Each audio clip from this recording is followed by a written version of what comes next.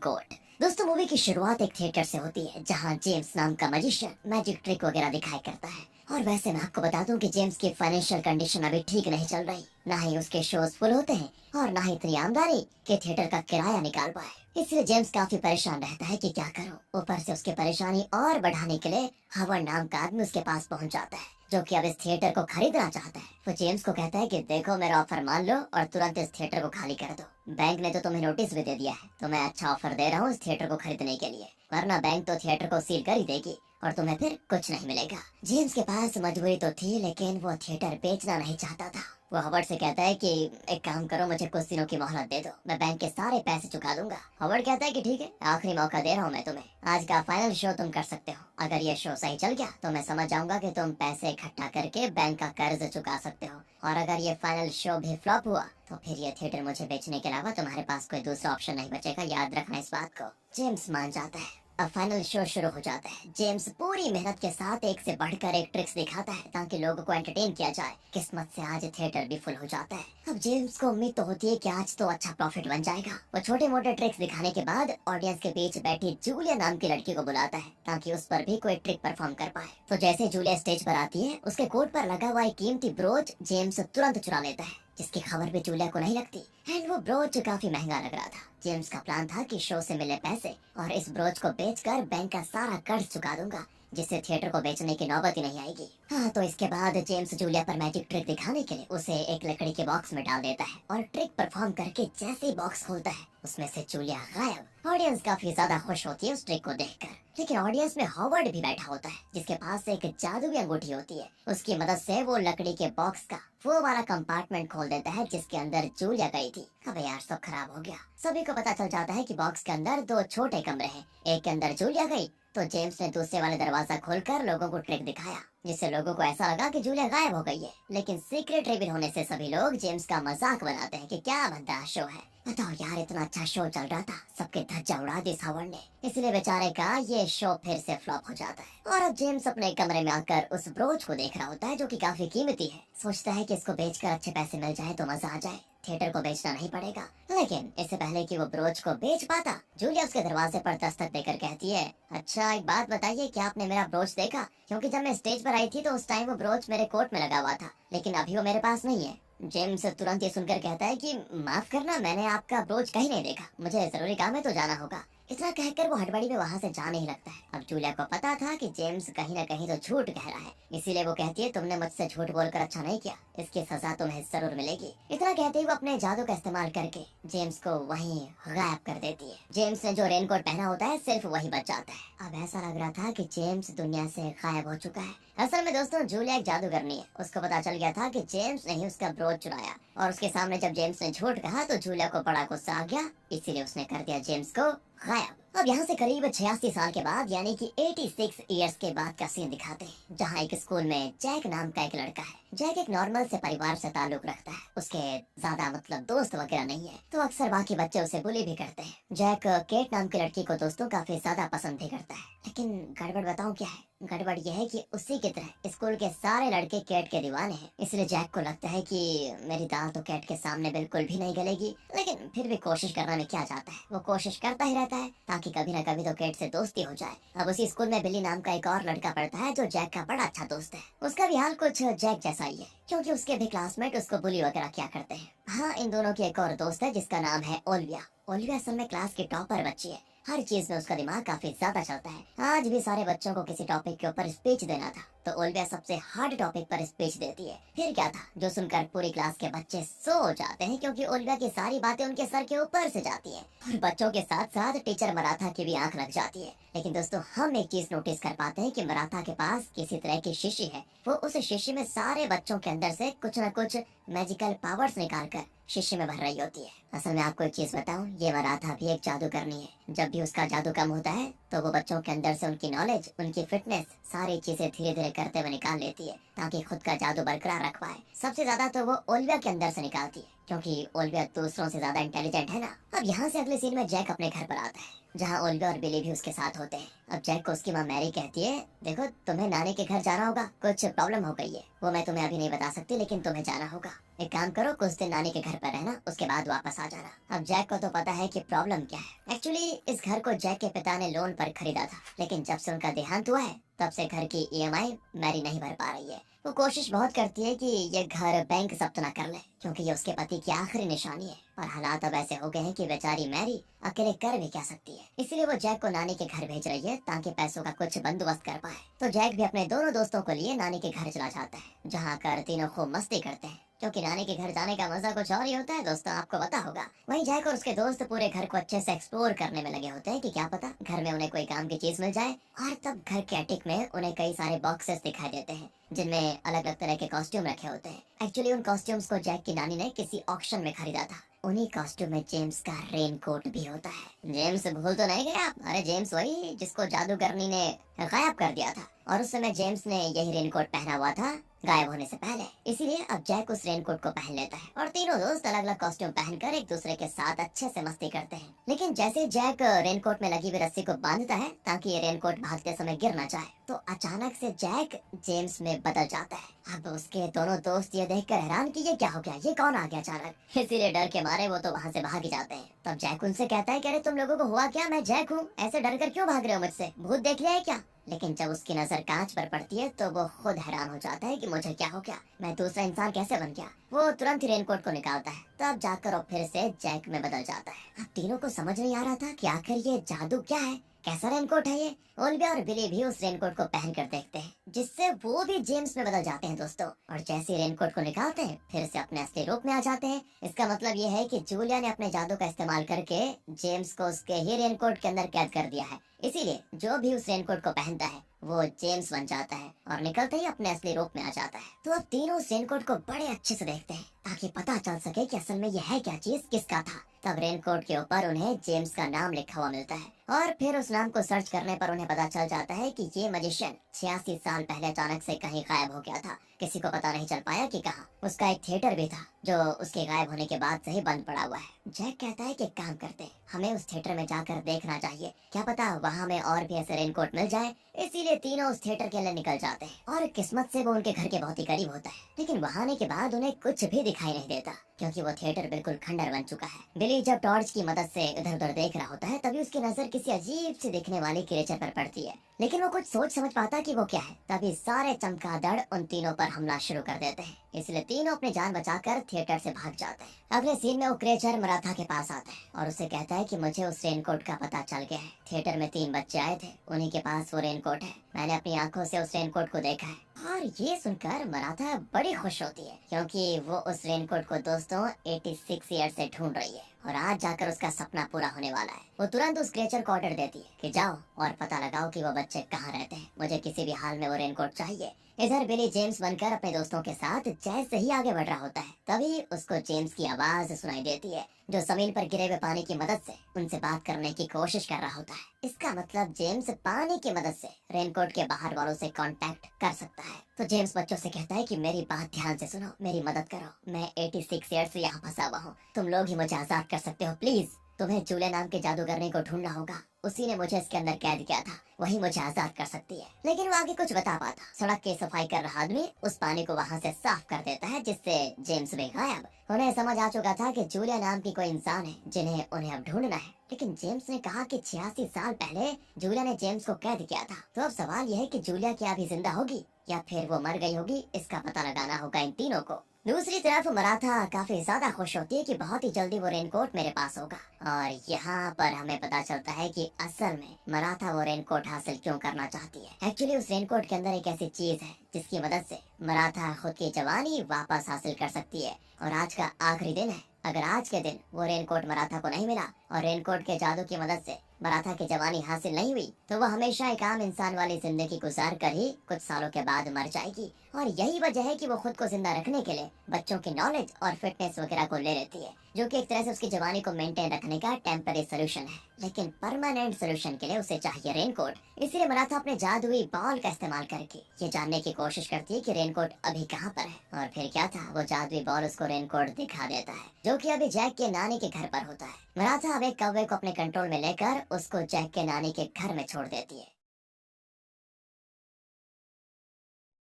उस कौवे से वो रेनकोट वापस हासिल कर लेते हैं। मराठा को बड़ा गुस्सा आता है देखकर कि मेरा प्लान फेल नहीं हो सकता। फिर वो अपने क्रिएचर से कहती है कि जाओ और उस घर से मेरे लिए वो रेनकोट लेकर आओ, चाहे कुछ भी करना पड़े। और फिर वो क्रिएचर भी रेनकोट लेने के लिए निकल जाता है। इधर हम जादूगर हॉवर्ड को देखते हैं, जो मैरी के घर के बाहर खड़ा होता है। उसने मैरी के घर को अपने कब्जे में करने के लिए एक वकील को अच्छे पैसे देकर एक नकली नोटिस बनवाया कि आज का दिन लास्ट है, अगर घर खाली नहीं किया गया तो घर सील हो जाएगा। हॉवर्ड दोस्तों जेम्स के थिएटर की तरह मैरी के घर को भी खरीदना चाहता है, लेकिन वो ऐसा कर क्यों रहा है वो तो मैं आपको थोड़ी देर में बता दूंगा, रुकिए। अब दूसरी तरफ जैक जेम्स बनकर आगे बढ़ रहा होता है। तभी उसको सामने से केट दिखाई देती है, जो अपने दोस्तों के साथ बैठी हुई थी। इसलिए जैक सोचता है कि चलो इससे बात कर लेता हूँ, लेकिन उसको नहीं पता होता कि वो अभी जैक नहीं बल्कि जेम्स बना हुआ है। इसलिए केट उसको पहचान तक नहीं पाती। और तब सिचुएशन बिगड़ते हुए देखकर ओलिविया बीच में आकर कहती है, अरे पापा आप यहाँ पर क्या कर रहे हो, चलो घर चलो। इतना कहकर वो जैक को वहाँ से लेकर जाती है और उसका जैकेट निकाल लेती है ताकि वो असली जैक बन जाए, क्योंकि अभी तक तो वो जेम्स था ना जैकेट पहनकर। दूर खड़ा बिली ये सारी चीजें देखकर कहता है कि एक नंबर का फट्टू आदमी है ये।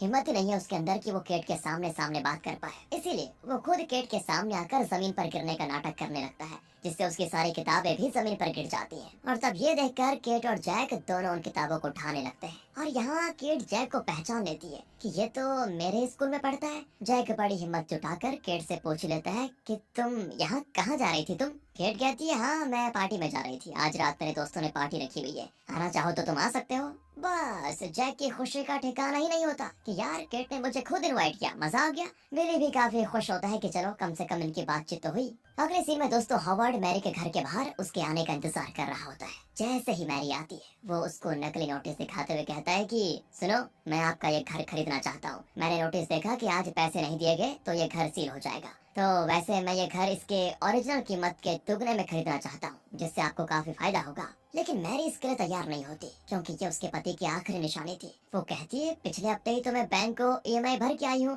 फिर उन्होंने कैसे नोटिस भेज दिया मुझे, ऐसा नहीं हो सकता। तब वहाँ जैक भी अपने दोस्तों के साथ पहुँच जाता है और इस मैटर को शांत करने के लिए वो जेम्स में खुद बदल कर कहता है कि देखो हॉवर्ड, आप इस घर को खरीद नहीं सकते, मैं एक लॉयर हूँ और कानून के हिसाब से मैरी जब ईएमआई भरने के लायक नहीं रहेगी तब जाकर घर को सील किया जाएगा, वरना नहीं। तो बीच में आप क्यों आ रहे हो। और जैक के दोस्त इंटरनेट पर दोस्तों कुछ आर्टिकल्स वगैरह भी निकाल लेते हैं, जो वो जैक को दे देते हैं। वही आर्टिकल वाले पेपर को वो हॉवर्ड को थमाते हुए कहता है कि देखिए इसमें सारे कानून लिखे हुए हैं, आराम से इसको पढ़ लेना। ये सुनकर हॉवर्ड को बड़ा गुस्सा आता है। लेकिन अब आप सोच रहे होंगे इसने जेम्स को पहचाना क्यों नहीं, तो वो नहीं पहचान पाता उसको, क्योंकि उससे वो 86 साल पहले मिला था और अब उसकी याद थोड़ी रहेगी उसको, इसीलिए वो गुस्से में चला जाता है। जैक और उसके दोस्त काफी ज्यादा खुश होते हैं कि चलो सिचुएशन अभी के लिए तो हमने हैंडल कर लिया, लेकिन बाकी ईएमआई भरने के लिए उनको अच्छे खासे पैसों की जरूरत है। वो पैसे कहाँ से आएंगे, इसी बात की उनको टेंशन भी होती है। इसीलिए बिली एक आइडिया लगाता है और फिर से पानी की मदद से जेम्स से बात करते हुए कहता है कि तुम जादूगर हो ना, तो पैसे छाप कर हमें दे दो, हमारा काम हो जाएगा।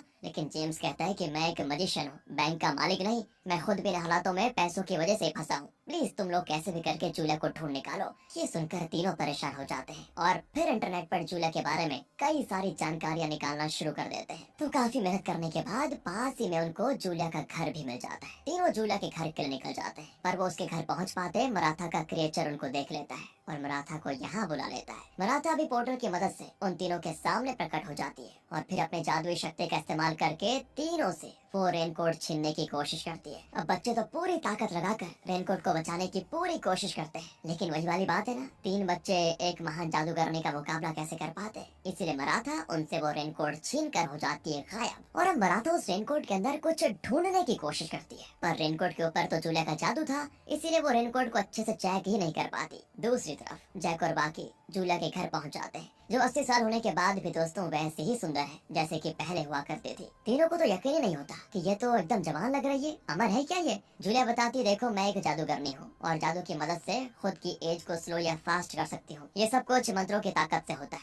लेकिन एज को स्लो कर देना और अमर की तरह रहना एक श्राप है जिससे तुम उसी एज में फंसे रहोगे और तुम्हारे सामने से बच्चे बूढ़े होकर मर जाएंगे। काफी झंझोड़ कर रखने वाली है ये जिंदगी। और हाँ, मुझे पता है कि तुम तीनों यहाँ पर क्यों आए हो। तुम्हें जेम्स ने भेजा होगा पक्का। मैं खुद अपनी उस गलती के लिए 86 साल से पछता रही हूँ। मुझे लगता है कि मुझे जेम्स के साथ ऐसा नहीं करना चाहिए था। मैंने हर कोशिश की कि अपने मंत्र को वापस लेकर जेम्स को रेनकोट से आजाद कर दूं, लेकिन ऐसा हो नहीं पाया। उस मंत्र का साइकिल 86 साल का है। 86 साल में आज का आखिरी दिन है और इसी दिन मैं मंत्र को तोड़कर जेम्स को आजाद कर सकती हूँ। लेकिन अगर वो आज आजाद नहीं हुआ तो फिर अगले 86 साल उसको इंतजार करना होगा। तीनों हैरान हो जाते हैं। वो जूलिया से कहते हैं कि यहाँ आते आते हमारे पास वो रेनकोट था, लेकिन हमने उसको खो दिया। और आप टेंशन मत लो, हम कैसे भी करके वो रेनकोट आपके पास लेकर आ जाएंगे। तीनों अब सोचने में लगे होते हैं कि मराठा हमें कहाँ मिल सकती है। ओलिविया कहती है कि वो मेरी क्लास टीचर है, क्या पता वो स्कूल में मौजूद हो। तीनों स्कूल जाते हैं ताकि मराठा को ढूंढ पाए, लेकिन वो वहाँ होती नहीं। अब दूसरी तरफ जब मराठा पूरी किताबों की मदद से ये तरीका ढूंढ रही होती है कि वो कैसे जूलिया का जादू खत्म करके इस रेनकोट की अच्छे से तलाशी कर पाए, तभी दोस्तों उसकी बिल्ली रेनकोट के अंदर घुस जाती है, जिस वजह से वो बिल्ली बन जाती है जेम्स। मराठा का दिमाग फिर जाता है कि एक मुसीबत कम नहीं होती कि दूसरी सर पर आ जाती है। वो जैसे बिल्ली को पकड़ने की कोशिश करती है, बिल्ली जेम्स बनकर टेबल पर कूद जाती है और ये होते ही टेबल पर रखे कई सारे पोर्टल बनने वाले क्यूब कमरे में बिखर जाते हैं, जिस वजह से कमरे के अंदर बहुत सारे पोर्टल्स खुल जाते हैं। एक पोर्टल तो स्कूल में खुल जाता है और किस्मत से वो बिल्ली स्कूल वाले पोर्टल में घुस जाती है। जेम्स को देखकर बाकी हैरान कि जेम्स यहाँ पर कैसे आ गया, लेकिन उसकी हरकत को देखकर उन्हें पता चल जाता है कि ये तो बिल्ली है जो रेनकोट के अंदर घुसी हुई है, इसीलिए वो बिल्ली से रेनकोट ले लेते हैं। तब दोस्तों वहाँ पोर्टल बनने लग जाता है, क्योंकि मराठा यहाँ रेनकोट को लेने आ रही थी। इसीलिए जैक बिल्ली और ओलिविया से कहता है, एक काम करो, ये रेनकोट लेकर तुम जूलिया के पास जाओ, तब तक मैं मराठा को रोकता हूँ। दोनों वहाँ से भाग जाते हैं और जैक मराठा को रोकने चला जाता है। मराठा स्कूल में बिल्ली को देखकर समझ जाती है कि तीनों बच्चों को रेनकोट मिल गया होगा। तब उसको सामने दोस्तों जैक दिखाई देता है, इसीलिए वो उस पर भी अपने जादू से हमला करके उसको स्टॉप कर देती है। उसके बाद उसका बैग अच्छे से चेक करती है कि शायद उसमें रेनकोट हो, लेकिन वहाँ वो रेनकोट नहीं होता। मराठा जैक से कहती है, मुझे बहुत गुस्सा आ रहा है, जल्दी से बता दो वो रेनकोट है कहाँ, वरना 2 मिनट लगेंगे तुम्हें गायब करने में। लेकिन तब भी वो नहीं बताता कि रेनकोट कहाँ रखा हुआ है। दूसरी तरफ ओलिविया और बिली दोनों जूलिया के पास पहुँच जाते हैं, इसलिए जूलिया तुरंत अपने जादू की मदद से रेनकोट पर किया हुआ जादू खत्म कर देती है। ऐसा होते ही जेम्स रेनकोट के अंदर से बाहर आ जाता है। तब जूलिया उससे माफी भी मांगती है 86 साल से उसको कैद करने के लिए, लेकिन जेम्स जूलिया से कहता है कि तुम्हारी कोई गलती नहीं है, मेरी ही गलती थी जो मैं लालच में आ गया। फिर वो उसको उसका ब्रोच भी वापस कर देता है। तब जाकर जूलिया खुश हो जाती है, लेकिन जेम्स को जैक कहीं दिखाई नहीं देता। तो ओलिविया और बिली उसको बताते हैं वो मराठा को रोकने गया था, हमें उसे बचाना होगा। दूसरी तरफ मराठा ने जैक को पिंजरे के अंदर कैद कर दिया था। जैक उससे कहता है कि आखिर तुम्हें वो रेनकोट चाहिए क्यों? तब मराठा बताती है, उस रेनकोट के अंदर जेम्स नाम का मजिशियन कैद है, उसके पास एक जादुई ब्रोच है, वही ब्रोच मुझे चाहिए ताकि उसकी मदद से मैं अमर बन पाऊँ। वो ब्रोच मेरा था, लेकिन मेरी बहन जूलिया ने मुझसे वो छीन लिया और खुद अमरता हासिल कर ली। आज अगर मुझे वो ब्रोच नहीं मिला तो मैं हमेशा हमेशा के लिए एक मामूली इंसान बनकर रह पाऊंगी। जैक हैरान कि मराठा और जूलिया दोनों बहनें। इसके बाद मराठा जैसे जैक पर हमला करने वाली होती है, तभी मराठा का क्रिएचर वहाँ पोर्टल बना देता है, जो पोर्टल सीधे खुलता है जूलिया के घर में, क्योंकि वो भी नहीं चाहता कि मराठा जैक की जान ले। इसलिए जैक को बचाने के खातिर वो मराठा के खिलाफ हो जाता है। पोर्टल बनते ही जूलिया मराठा के पास आ जाती है और उससे कहती है, मुझे माफ कर देना, मुझसे बहुत बड़ी गलती हो गई थी जो मैंने आपसे ब्रोच छीन लिया, लेकिन अब मुझे मेरी गलती का एहसास हो चुका है, इसीलिए मैं आपको ये ब्रोच वापस देना चाहती हूँ। मराठा हैरान हो जाती है, क्योंकि उसको लग रहा था कि जूलिया आज भी उसको अपना दुश्मन मानती होगी, लेकिन जूलिया बदल गई है, उसको उसकी गलती का एहसास हो चुका है। इसीलिए मराठा जैक को आजाद करके जूलिया को माफ कर देती है और ब्रोच मिलते ही मराठा भी जवान होकर अमर बन जाती है। दोनों बहनों की नफरत भी हो जाती है दोस्तों खत्म। नहीं नहीं, अभी मूवी खत्म नहीं हुई है। इधर हॉवर्ड मैरी के पास आकर कहता है, पिछली बार नकली लॉयर को लाकर अच्छा बेवकूफ बना लिया मुझे, लेकिन आज मैं बेवकूफ नहीं बनूंगा, आज तुम्हें ये घर मुझे बेचना ही पड़ेगा। तभी वहाँ पर जैक और बाकी सभी लोग पहुँच जाते हैं। मराठा और जूलिया कहते हैं कि हॉवर्ड, हमें पता है तुम क्या करना चाहते हो, लेकिन हम तुम्हें तुम्हारे प्लान में कभी कामयाब नहीं होने देंगे। हॉवर्ड कहता है, बहुत देर कर दी तुम लोगों ने, मैरी ने ये घर मुझे बेच दिया है। इतना कहकर वो मैरी को लिए हो जाता है गायब। जैक को समझ नहीं आता कि आखिर ये हॉवर्ड है कौन और ये करना क्या चाहता है। तब जूलिया बताती है, हॉवर्ड एक बहुत ही ज्यादा खतरनाक शैतानी मंत्रों का इस्तेमाल करना चाहता है, जिसकी मदद से वो दुनिया का सबसे ज्यादा ताकतवर आदमी बनना चाहता है। ये मंत्र 100 साल में सिर्फ एक बार इस्तेमाल कर सकते हैं। इससे पहले हॉवर्ड ने उस मंत्र का इस्तेमाल करने की कोशिश की थी, लेकिन बाकी जादूगरों ने मिलकर उसे रोक दिया। लेकिन आज फिर से हॉवर्ड उस मंत्र का इस्तेमाल करना चाहता है। उस मंत्र का इस्तेमाल करने के लिए 3 खास तरह की लोकेशन चाहिए होती है। उन तीनों लोकेशन के बीच की जगह पर इस मंत्र का इस्तेमाल किया जाता है। लेकिन उसे जो भी 3 जगह चाहिए, उन तीनों जगह पर वो जबरदस्ती कब्जा नहीं कर सकता। इसीलिए जिसकी वो जगह होगी उसे खुद अपने हाथों से हॉवर्ड को वो जगह देनी होगी या बेचनी होगी, तभी जाकर वो मंत्रों का इस्तेमाल कर पाएगा। यानी कि दोस्तों, समझ गए आप? इसी वजह से हॉवर्ड ने जेम्स को मजबूर किया थिएटर को बेचने के लिए, और अब मैरी के साथ भी उसने वही काम किया। 2 लोकेशन तो इनको पता थी, अब तीसरी लोकेशन इनको पता करनी थी। तब जैक कहता है कि क्या पता तीसरी लोकेशन हॉवर्ड का ऑफिस हो, जहाँ पर वो रहता है। इसलिए जूलिया जैसे तीनों लोकेशन को मिलाती है,